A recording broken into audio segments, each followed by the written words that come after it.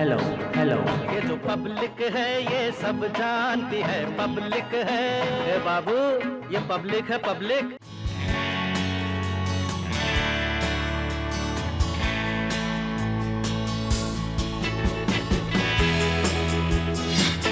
नमस्कार, India TV में आपका स्वागत है। मैं हूं जितेंद्र चौहान और आप देख रहे हैं हमारी खास पेशकश। पब्लिक है सब जानती है। हम इस वक्त उत्तर प्रदेश के चुनावी सफर पर निकले हुए हैं और अलग अलग विधानसभा में जाकर जनता से बात कर रहे हैं, क्योंकि पब्लिक सब जानती है कि पिछले 5 सालों में उनके क्षेत्र में विकास हुआ है कि नहीं हुआ है। मैं इस वक्त मौजूद हूँ आगरा डिस्ट्रिक्ट के फतेहाबाद सीट पर। आपको बता दें कि ये सीट वो सीट है जहाँ से जो सत्ताधीन पार्टी होती है या सरकार होती है उसका विधायक नहीं रहता, लेकिन पिछली बार ये मिथ टूटा था। बीजेपी की सरकार यहाँ से बनी और उनका विधायक भी यहाँ से बना। उससे पहले कभी ऐसा नहीं हुआ था कि जो भी पार्टी सत्ता में रही उसका विधायक यहाँ पे रहा हो। तो इस बार ये जानना बेहद ज़रूरी है यहाँ की जनता से कि जब उनका विधायक था और सरकार भी उनकी थी तो कामकाज हुए कि नहीं हुए हैं, क्योंकि पब्लिक है सब जानती है। सीधे पब्लिक से ही बात करेंगे कि क्या 5 साल में कुछ काम हुआ कि नहीं हुआ। सर, मैं आपसे जानना चाहूँगा कि चुनाव अब आने वाले हैं, इस बार ये बताइए कि एक तो चुनावों का मुद्दा क्या रहने वाला है यहाँ की जनता के लिए, फतेहाबाद के लिए, और क्या पिछले 5 साल में कुछ बदलाव नजर आया आपको यहाँ पे? बदलाव तो काफ़ी नज़र आया है और सरकार मोदी योगी की ही आनी है। दूसरा विषय ये है कि जो भी जनप्रतिनिधि यहाँ से चुन के जाता है, कुछ ही जनप्रतिनिधि बढ़िया निकलते हैं, वो भी कसौटी पे एक तरफ बिल्कुल साफ निकलते हैं। तो यहाँ के जो विधायक थे जितेंद्र वर्मा जी, क्या वो कसौटी पे खड़े उतरे? हाँ, विधायक जी कसौटी पे बिल्कुल खड़े उतरे हुए हैं, परंतु कुछ जनप्रतिनिधि, मैं जिनका नाम नहीं लेना चाहता, वो खाली भारतीय जनता पार्टी के एक सिंबल पर ही चुनाव जीतने के बाद यहाँ कुछ कार्य नहीं किए हैं उन्होंने। तो आप तो कह रहे हैं कि विधायक जी ने यहाँ पे काम नहीं किए? नहीं, मैं तो कह रहा हूँ विधायक जी ने काम किए हैं, लेकिन आप कह रहे हैं कि बीजेपी के काम कुछ जनप्रतिनिधि विधायक से अलग की बात कर रहे हैं। अलग से हटके बात कर रहा हूँ मैं आपसे। क्या वाकई में सही कह रहे हैं कि जो विधायक जी ने यहाँ पे काम किए हैं पिछले 5 सालों में? बात तो सही, बदलाव नजर आया आपको? बात तो सही कह रहे हैं, लेकिन अब जनता का डिसीजन है क्या लेगी। अब देखते हैं क्या होगा। क्या चुनावी मुद्दे रहने वाले हैं, क्योंकि आपको क्या लगा कि पिछले 5 साल में जो इस क्षेत्र की जनता को चाहिए था वो मिला कि नहीं मिला, उसी आधार पर वोटिंग करेंगे? इस सरकार में कुछ युवा बेरोजगार रहे हैं, बाकी का हमारी ये बीजेपी सरकार केवल रोजगार के बारे में नहीं सोच रही है, और विकास तो कहीं कहीं लगभग सभी जगह हुए हैं। अपने यूपी में क्या, इंडिया में सब जगह हुए हैं। सबसे ज़्यादा आप अपने क्षेत्र की बात कीजिए ना, दूसरी जगह मत जाइए, अपने क्षेत्र की बताइए क्या विकास आपको नजर आया पिछले 5 साल में? ज़्यादा गरीब आदमी परेशान हुआ है यहाँ पे, लेकिन अब अनाज से और दालों से कुछ नहीं होने वाला है। रोजगार के विषय में कुछ नहीं सोच रही है। रोजगार की बात की, कुछ युवा यहाँ पर है, आपसे बताइए रोजगार कुछ इधर बनता है? कुछ आप बताइए। नहीं, मुझे नहीं दिख रहा ना। नहीं दिख रहा है? आप चैनल से, आपको इंडिया टीवी से आप देख रहे हो, बाहर भी देख रहे हो। फतेहाबाद में तो कोई रोजगार नहीं, विशेष कोई रोजगार नहीं, कोई रोजगार जो युवा को चाहिए। आसपास की अगर बात करें, जैसे कि आगरा पास में है, मथुरा पास में है, ऐसे अलीगढ़ पास में है, तो क्या वहाँ पर भी कुछ ऐसा नहीं लगा कि यहाँ का युवा अगर कहीं बाहर नौकरी करने भी जाए तो वहाँ मिल जाए उसको रोजगार? देखिए, मुझे मतलब फतेहाबाद से, बिल्कुल मैं अपने घर में रोजगार चाहूँ। मैं आगरा क्यों जाऊँ या मैं दिल्ली क्यों जाऊँ? मुझे फतेहाबाद में रोजगार दिलवाए ना सरकार, तो नहीं फतेहाबाद में चाहिए ना मुझे, तो मैं बाहर क्यों जाऊँ? चलिए और लोगों से हम बात करते हैं यहाँ पर कि क्या इस बार चुनावी मुद्दे रहने वाले हैं, क्योंकि ये बहुत ज़रूरी है जानना जनता से, कि पब्लिक सब जानती है। क्या मुद्दे रहने वाले इस बार चुनाव में आपके? यहाँ पर सबसे बड़ा चुनाव का मुद्दा है बेरोजगारी। मुझे लगता है यहाँ के जनप्रतिनिधि विधायक जी ने फतेहाबाद में सिर्फ कागज़ के अलावा कोई भी समस्या नहीं है। सिर्फ बेरोजगारी एक मुद्दा हो सकता है, बिल्कुल सही बात है, युवाओं को नौकरी नहीं मिली, लेकिन सभी लोगों को नौकरी नहीं चाहिए। उनके लिए और भी मुद्दे बहुत से होते हैं। यहाँ के जो जनप्रतिनिधि चुन के आते हैं, हमने उनको अभी फतेहाबाद क्षेत्र में नहीं देखा, चाहे सांसद हो चाहे विधायक हो, सिर्फ कागजी। और जो यहाँ पे कोई विकास दिखाई दे रहे, कोई भी विकास नहीं है। आजकल पेयजल की समस्या, चाहे चेक डैम हो, चाहे कोई भी समस्या हो, फतेहाबाद की जनप्रतिनिधि बिल्कुल न्यूटन है। और यहाँ पे आने वाली जो भी होगा, जो समाजवादी पार्टी का प्रत्याशी जीते हैं। तो वाकई में इधर विकास नहीं हुआ पिछले 5 साल में? बहुत विकास किया मुख्यमंत्री ने। समाजवादी पार्टी की सरकार में कभी अनाज नहीं मिलता था, अब सबों को अनाज मिल रहा है। 3-3 हज़ार रुपये मिल रहे हैं। आधी बिजली कर दी मुख्यमंत्री ने। और क्या है? बिजली कौन सी आधी की है बताइए जरा मुझे। अभी 1 तारीख को किसकी की है? किसकी की है? किसानों की है, आम जनता की। जो प्राइवेट नलकूपों से पानी लेते हैं उनकी की है, और आम जनता प्राइवेट नलकूपों से जो पानी लेते हैं किसान, उनकी बिजली आधी की है। समाजवादी पार्टी की सरकार में कब अनाज मिलता था मुझे बता दीजिए। समाजवादी पार्टी के थैले बटे हैं खूब वहाँ पर भी। कहाँ पर? समाजवादी पार्टी सरकार नहीं मिला। नेताओं की जिम्मे क्या है? माननीय मुख्यमंत्री जी के यहाँ से हर आदमी को अनाज मिल रहा है, कोई भेदभाव नहीं है कि सब मुसलमान हो या जे कुछ है। समाजवादी हमारे यहाँ तो ये मान रहा है 6 बजे के बाद समाजवादी पार्टी सरकार में लोग घर के भीतर घुस जाते थे, अब खुलेआम दौड़ रहे हैं। माननीय मुख्यमंत्री की ये मेहरबानी है। ये वाकई में मैम कानून व्यवस्था दुरुस्त हुई है पहले से? ऑब्वियसली हुई है।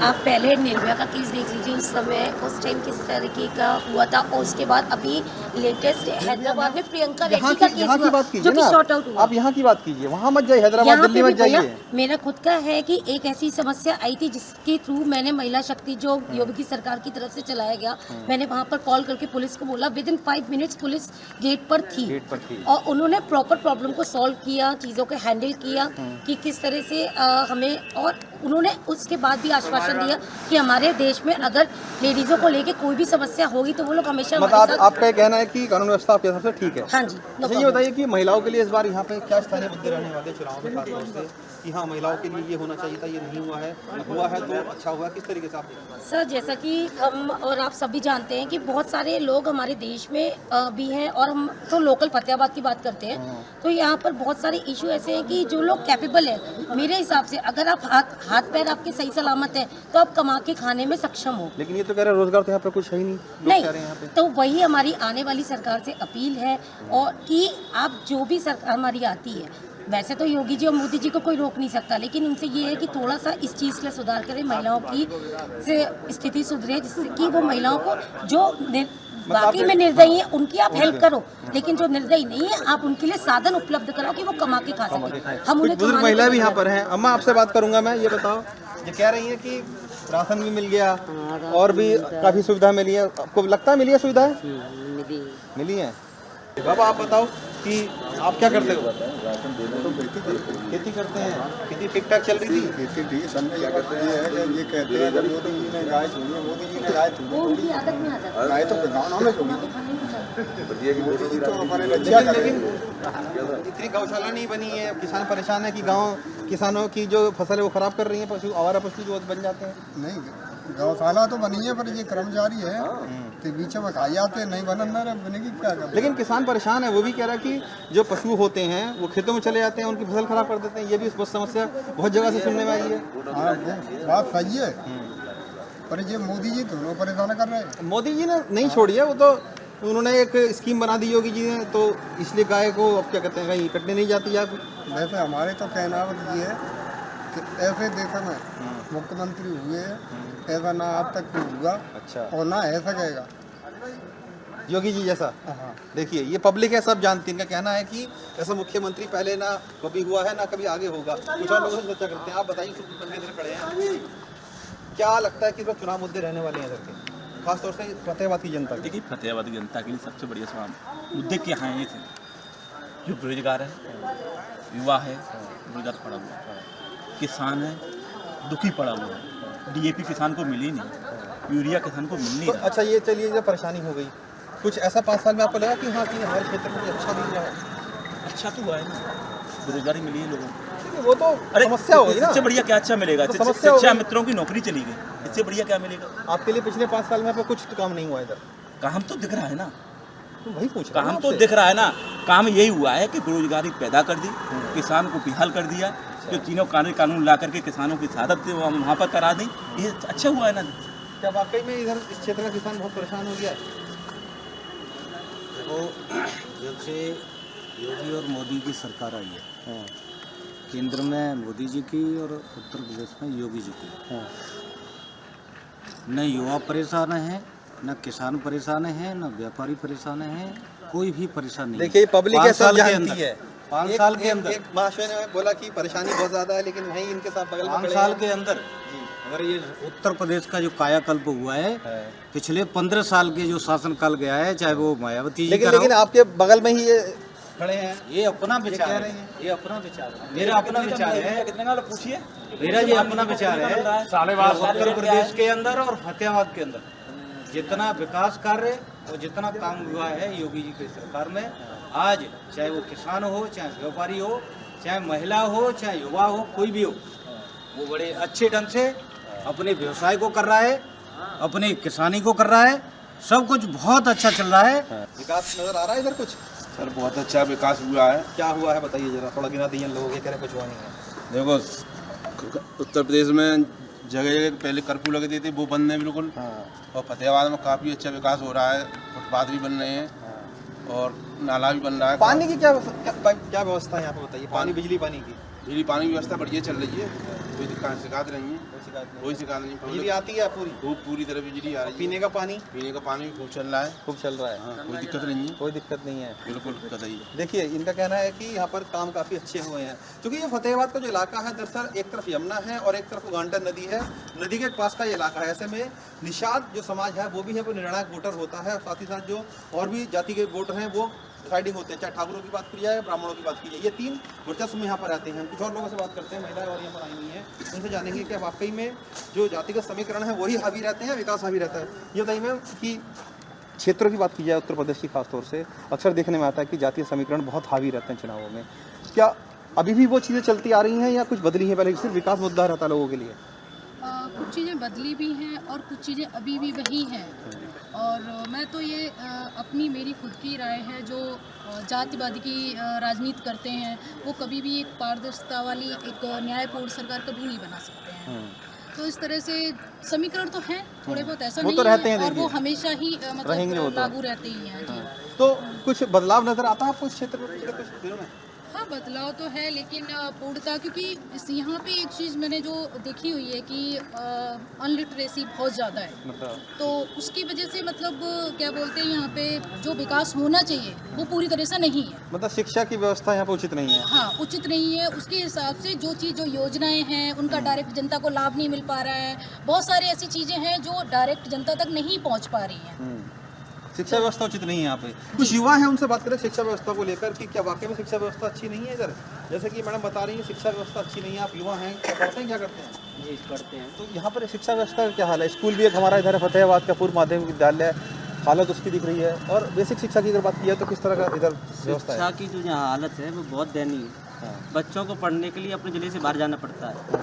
ज़िले के अंदर विधानसभा छोड़िए, ज़िले के अंदर भी कोई ऐसा शैक्षिक संस्थान नहीं है जहाँ बच्चे शिक्षा ग्रहण कर सके। मतलब अच्छी शिक्षा बिल्कुल नहीं है। जैसे ये स्कूल में देख रहा हूँ इधर पूर्व माध्यमिक विद्यालय, पूर्व रह गया क्या ये? अब अभी चालू नहीं है? आप देख रहे हैं तो आप नीचे भी दिखाएं क्या स्थिति है। पानी भरा हुआ है, बिल्कुल टीचर आ नहीं रहे हैं पढ़ाने के लिए। बच्चे आते हैं, बच्चे चले जाते हैं, और बच्चों के नाम पे जो चीज़ें आ रही हैं वो इस सरकार के अंदर भ्रष्टाचार की भेंट चढ़ी हुई है। ये बताइए कि कोई डिग्री कॉलेज यहाँ पे खुला हो या नया स्कूल यहाँ पे खुला हो या स्नातक कॉलेज खुला हो, ऐसा कुछ पिछले 5 साल? ऐसा कुछ नहीं हुआ है पिछले 5 साल में। जो उससे पहले हुआ कभी? उससे पहले हुआ है। कब हुआ था? पिछली सरकार में जो ITI कॉलेज है जिससे सैकड़ों लोग डिप्लोमा पा के नौकरी पा रहे हैं, जो पॉलिटेक्निक कॉलेज है पिछली सरकार का अस्त व्यस्त वैसा का ही वैसा बना हुआ है। ये सरकार वर्तमान सरकार चालू नहीं कर पाई। इससे बड़े विकास की बात कहाँ मिलेगी? पहले 2017 से पहले एक यहाँ पर ITI बनाई गई थी, अगली लेकिन सरकार चालू नहीं कराई गई। नहीं, वो चालू है। पॉलिटेक्निक भी कॉलेज बनाई उसी समय अगले सरकार में, लेकिन वो आज तक चालू नहीं कर पाई। क्यों चालू क्यों नहीं हुई?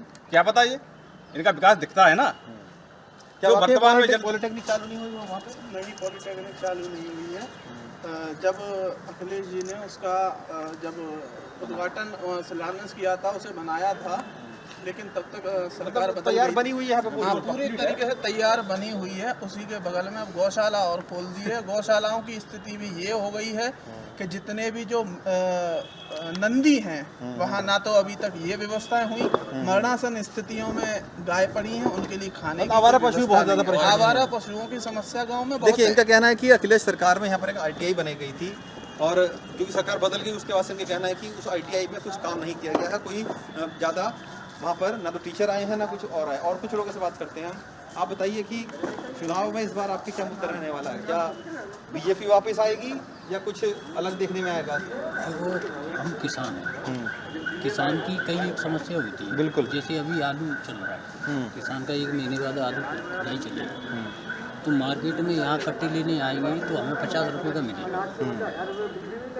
अब ये आगे वाली सरकार सस्ता करेगी या यही सरकार इसमें तो पिछली बार हमें 40 मतलब आपका कहना है कि जो किसानों की जो लागत होती है वो भी नहीं निकल पाती कि महंगाई इतनी बढ़ जाती है।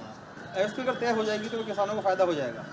क्यों नहीं होगा फायदा होगा।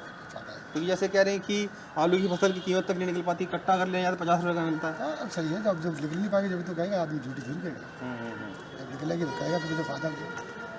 चलिए, हर वर्ग की यहाँ पर अपनी अपनी जानकारी दे रहे हैं, क्योंकि पब्लिक सब जानती है, उन्हें पता है कि हाँ अब जब चुनाव आने वाले हैं तो नेता उनके बीच आएंगे और तमाम वादों की झड़ी दोबारा से लगाएंगे। क्या वाकई में जो वादे होते हैं पूरे हो पाते हैं? क्योंकि पब्लिक सब जानती है कि वादे कर तो जाते हैं, पूरे होते हैं कि नहीं उनसे पूछते हैं कि पिछली सरकार ने जो कुछ वादे किए थे पूरे हुए कि नहीं है। सर, मैं आपसे जानना चाहूँगा, ये बताइए कि पिछली सरकार में कुछ वादे हुए, अभी भी सरकार ने वादे किए हैं, वादे पूरे होते हैं?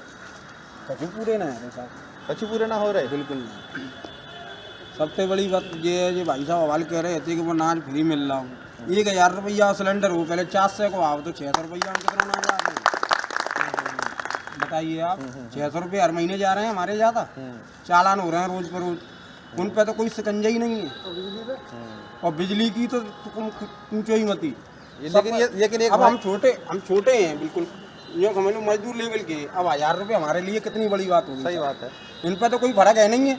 इनने तो बात ये लेकिन सरकार तो कह रही कि राशन हम दे रहे हैं। राशन तो पहले भी मिल रहा था, तो महंगाई कितनी, राशन तो पहले भी मिल रहा था और राशन अब भी मिल रहा है, लेकिन सिलेंडर आप बताइए 1000 रुपये का आ रहा है, कहाँ से लें हम? लकड़ी जला रहे हैं, सिलेंडर हमारे फ्री जो मिले थे हमें वो हम जला रहे हैं, लकड़ी जला रहे हैं, उन्हें वो रखे हैं कोने में, धूल चढ़ रही है, सिलेंडर भराने का पैसा नहीं है। पैसे कहाँ से आए साहब? पहले ये एक बहुत महत्वपूर्ण बात इन्होंने कही है कि सरकार ने अनाज उनको राशन तो दे दिया, सिलेंडर भी दिया, लेकिन सिलेंडर की कीमत अब इतनी ज़्यादा है कि वो खरीदने की क्षमता नहीं रखते हैं और 600 रुपये का मार्जिन आ जाता है। पहले 350 का मिलता था, अब 1000। तो हम लोगों ने तेल भी तो फ्री कर दिया है। कौन सा तेल फ्री किया? तेल कंट्रोल पर फ्री दे रहे हैं तेल। कौन सा तेल? किसान को 8000 रुपये की मूल्य के दाम कौन सा तेल फ्री दे रहे हैं सर?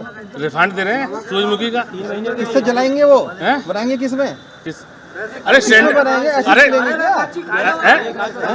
देखिए ये बात कितनी दुर्भाग्यपूर्ण बात है कि हम तेल फ्री दे रहे हैं, लेकिन इनको ये नहीं पता कि उस तेल का प्रयोग कैसे करेंगे जब उस गरीब आदमी के पास जलाने के लिए चूल्हा ही नहीं होगा, गैस ही नहीं होगी। क्या वाकई में जो कह रहे हैं कि गरीबों को मुसीबत हो रही है इस वक्त? सबको तकलीफ सबको ही है, गरीब का अमीरों क्या। अच्छा ये बताओ बाबा कि पिछले 5 सालों में आपको फिर लगा कि हाँ मेरे क्षेत्र में कुछ अच्छा हुआ या कुछ खराब हुआ? काम तो थोड़ा थोड़ा हुआ है काम, और सब ठीक है। और सब ठीक है। बिजली पानी ठीक है इधर? बिजली भी आती है, पानी भी आ रहा है। पानी आ रहा है। किसानी भी करते हो आप? किसानी भी करते हो? हमारा दुकान है। हम लगातार ये बात कर रहे हैं लोगों से, ये पब्लिक सब जानती है। आपके हिसाब से क्या लगता है कि हाँ इस क्षेत्र में ये कार्य जरूर होना चाहिए था जो पिछले सरकार ने नहीं किया? हमारे क्षेत्र में जनप्रतिनिधियों ने अनदेखा किया। इस तरीके से खारे पानी की व्यवस्था है, जो पीने का पेयजल है, सिंचाई के लिए पानी की जरूरत है। जो डार्क जोन में हमारा फतेहाबाद और शमशाबाद ब्लॉक जा चुका है, नदी कोई काम नहीं पूरा ये नदियों का इलाका है। हाँ, दोनों तरफ भी नदियाँ हैं, इधर उटंगन नदी है, यमुना नदी, दोनों ये चेक डैम की व्यवस्था हो जाती है। इससे जो डार्क जोन में जो एरिया हमारा जा रहा है उसके जलस्तर बढ़ जाता है, पेयजल की व्यवस्था अच्छी हो जाती है, सिंचाई के लिए भी आगे की जो मतलब पानी की व्यवस्था आपको लगता है कि यहाँ उचित नहीं है? इतनी उचित नहीं है, कहीं कहीं खारा पानी है, कहीं इतना नीचे जलस्तर चला गया, खारे का पानी निकलने लगा है, फसल नहीं हो पाती है। फसल नहीं हो पाती है, इससे बहुत दिक्कत है किसान लोगों को। देखिए किसानों को ये बड़ी दिक्कत आती है कि पानी अगर नहीं होगा तो किसानी कैसे करेंगे। कुछ और लोगों से बात करते हैं। आप बताइए कि जैसे कि बता रहे हैं कि पानी की इधर एक समस्या, खारा पानी भी कई जगह है और पानी का जो लेवल है वो भी डाउन हो गया है, तो क्या बांध जरूरी है? जी सर, बांध की अगर बता रहे हैं तो बांध की आवश्यकता है और यहाँ वास्तव में पेयजल की जो दिक्कत है वो आमजन को बहुत है, क्योंकि यहाँ पर बहुत निचला स्तर चला गया है पानी का, जिसके लिए अभी वो सुविधाजनक नहीं है। सर वाकई में पानी की समस्या है इधर? वाकई में है पानी की समस्या। पानी की समस्या के अलावा मेडिकल की समस्या है। लेकिन सरकार ये कहती है कि हर घर नल से जल देंगे हम, तो क्या वो सिर्फ दावा है या वादा भी है? कुछ दावा भी किया, वादा नहीं है। वादा नहीं किया उन्होंने, है नहीं सबके पास। कुछ लोगों को मिल रहा है, कुछ लोगों को नहीं मिल पा रहा है। काफ़ी मतलब पानी की एक समस्या है। आपने मेडिकल की बात की, तो क्या जो स्वास्थ्य सुविधाएं हैं वो कैसी हैं इधर? वो बिल्कुल बेकार है बिल्कुल यहाँ पर। बाई चांस समझ लीजिए किसी रात में किसी की तबीयत खराब होती है अचानक, यहाँ से आगरा ले जाना पड़ता है, वो सबसे बड़ी समस्या है। यहाँ पर कोई भी अच्छा हॉस्पिटल नहीं है, अच्छा फतेहाबाद क्षेत्र में। देखिए पब्लिक है, सब जानती है, बता रहे हैं कि स्वास्थ्य सुविधाएं उतनी उचित नहीं है यहाँ पर। वैसे आप बताइए कि कोरोना काल सबने देखा था पीछे, उस टाइम पे क्या हालत थी यहाँ पे, क्या कैसी स्थिति, मतलब लोगों को उचित व्यवस्था मिल पाई थी स्वास्थ्य की या नहीं थी, या फिर आगरा ही भागना पड़ा? जिस समय कोरोना काल यहाँ था वहाँ जैसा देखा गया कि हमारे भारतीय जनता पार्टी के जो कार्यकर्ता, राष्ट्रीय स्वयंसेवक संघ के कार्यकर्ता, देखिए हम किसी उस पर ना जाए तो अच्छा, इस इलाके में व्यवस्था इलाके की व्यवस्था बता रहा हूँ। जिस तरीके से भारतीय जनता पार्टी, राष्ट्रीय स्वयंसेवक संघ और अन्य संस्थाएं जो चल रही हैं, उन लोगों ने जो यहाँ की व्यवस्था बना के अस्पताल रखी में आपको सुविधा मिली थी, नहीं मिली थी? अस्पताल में पूरी सुविधा थी, हर तरीके की। लेकिन ये भाई साहब कह रहे हैं कि चरमराई हुई थी व्यवस्था। नहीं, बिल्कुल सरकारी कह रहे हैं हॉस्पिटल ही नहीं है अच्छा यहाँ पे। अस्पताल में पूरी सुरक्षा थी, हर तरीके से उनकी व्यवस्था थी। चलिए, इनके लिए पूरी व्यवस्था थी, इनके लिए व्यवस्था नहीं थी। ये कोविड हॉस्पिटल नहीं बनाया गया था, कोविड हॉस्पिटल नहीं बनाया गया था। स्पेशलाइज्ड कोविड हॉस्पिटल तो कहीं नहीं है, लेकिन ये कि हाँ अस्पतालों में व्यवस्था होनी चाहिए। नहीं होती यहाँ पे कोई व्यवस्था नहीं, किसी तरह की कोई व्यवस्था नहीं थी। मैडम, अब जैसे दोबारा से एक ये अंदेशा लग रहा है कि ओमिक्रॉन आ गया है, तीसरी वेव आने जा रही है और सख्ती हो सकती है, ऐसे में आपको लगता है कि हाँ चुनाव होना जरूरी है कि चुनाव टाले जा सकते हैं? अगर पॉसिबल हो तो चुनाव टल जाए तो सारी पब्लिक के लिए अच्छा होगा। चुनाव को आगे ले जाते हैं तो क्योंकि स्थिति पहले कितनी भयावह थी, लेकिन इस बात की भी दावेदारी है कि अगर भाजपा की जगह कोई और सरकार होती तो कोरोना काल के उस टाइम पर वो टिक नहीं पाती। जो सुविधाएं भाजपा ने उपलब्ध कराई जनता को, वो कोई और सरकार नहीं करा पाती। क्या चिकित्सीय सुविधा, क्या लोगों को घर पहुंचाना, हादसा होता है किसी जगह, वो एक चांस की बात है, लेकिन वो किसी की सरकार के उससे आपको लगता है वाकई में मैम कि अगर तीसरी वेव आ जाती है तो चुनाव होने चाहिए? क्योंकि दस्तक तो दे चुकी है। नहीं, बिल्कुल राइट। अगर लोगों के हिसाब से सोचा जाए तो फिर इसे टालना ही चाहिए जी। और लेकिन इसमें एक चीज़ और है महत्वपूर्ण कि अगर जैसे अभी इतना ज़्यादा वो नहीं तो हम जल्दी भी करवा सकते हैं। जो खतरा है हमारा उससे पहले भी जल्दी चुनाव हो जाए। नहीं, ऐसे तो नहीं कहना चाह रही हूँ। मुस्कान बहुत कुछ कह रही है, आप बताइए कि क्या, क्योंकि सभी पार्टियां तो ये कह रही कि चुनावी तय समय है उस पर हो जाना चाहिए, अगर लोगों को परेशानी बढ़ जाएगी तो फिर उसका कौन जिम्मेदार है? चुनाव तो आगे टल जाए वही ठीक रहेगा। इस हिसाब से देखा जाए आगे अमेरिकन बढ़ेगा तो दिक्कत ही आएगी फिर। चलिए, ये फतेहाबाद की पब्लिक थी, सब जानती है, बता रही थी हमको कि किस तरीके से इनकी समस्याएं हैं। लेकिन ये देखना इस बार बेहद दिलचस्प होगा कि क्या वाकई में जो बीजेपी के विधायक, स्थानीय विधायक हैं अभी वर्तमान में, वो दोबारा चुन के आते हैं नहीं आते हैं। क्योंकि लगातार जो जनता ये कह रही है कि कुछ काम हुए हैं, कुछ काम नहीं हुए हैं और युवाओं को रोज़गार यहाँ पर नहीं मिला है। तो अपने आप में कई समस्याएं हैं लोगों की, और ये देखना होगा कि क्योंकि जो मिथ चला आ रहा था पहले की सरकार जिसकी होती थी उसका विधायक नहीं रहता था, लेकिन बीजेपी ने इस मिथ को तोड़ दिया है। तो क्या ये जो बात है आगे भी कंटिन्यू रहेगी कि विधायक जीत के आते हैं नहीं आते, ये देखना होगा। क्योंकि पब्लिक है, सब जानती है किसको वोट करना है, किसको नहीं करना है, क्या विधायक जी ने उनका विकास किया है कि नहीं किया है इलाके का, ये आने वाले समय में तय हो जाएगा, क्योंकि ये पब्लिक सब जानती है।